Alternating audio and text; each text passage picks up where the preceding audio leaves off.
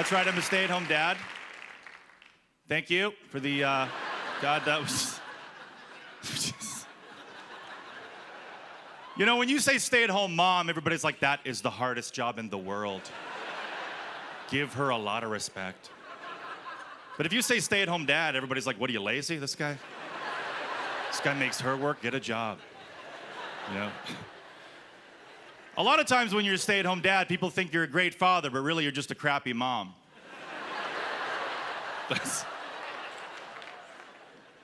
there's certain things men don't care about. Safety. Number one. Because me and my wife were in Walmart looking at child seats, and there was one for $380, and she's like, we should get that. That's the best. I've done some research. I'm like, why don't we get the other one that's right next to it that's like half that? She's like, no, those are better. And you can't put a price on safety. I'm like, they did. They did.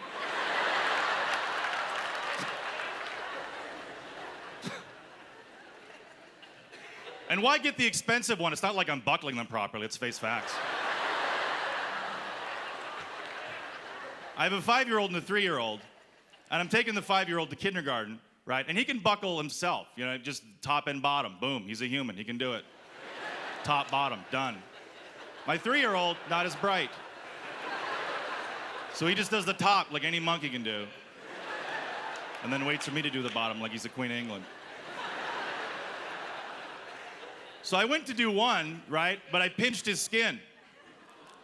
So he karate chopped me in the throat, like as hard as he could. And I just instinctively reared back, like, you want to dance? Are you ready for this? Yeah. You're a broken condom, time to break some ribs. You know what I mean? It's go time.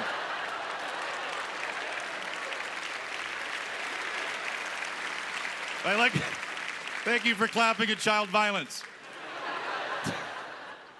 I didn't punch him, I love him and stuff, but what I did not do is I did not buckle his last buckle to teach him a lesson about safety.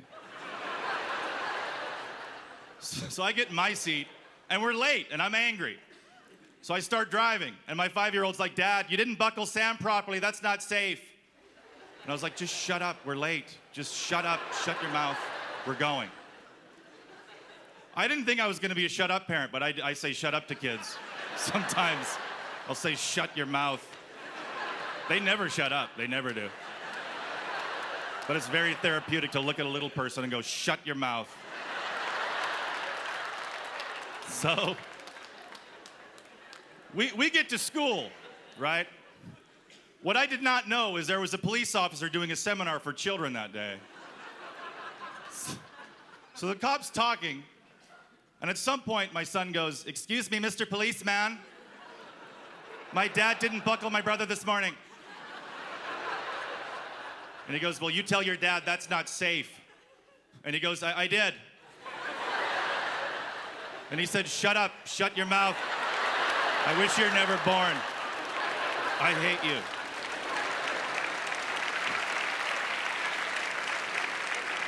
And then as we're driving home, the worst thing that can happen to a person happens. We're at a light, right? And there's a guy in front of me. It turns green. He doesn't move, just sits there. So then I give him like a man honk, Taurus honk. Yo! Pure audio hate coming at him from the business end of a Taurus. Suck on that. Yo! He hears the Taurus hate, turns around and goes like this.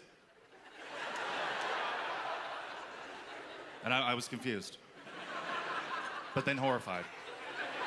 Because he pulled ahead in his Aerostar and I could see a bumper sticker that said, honk if you love Jesus. Yeah. I had to follow him home. What would you do?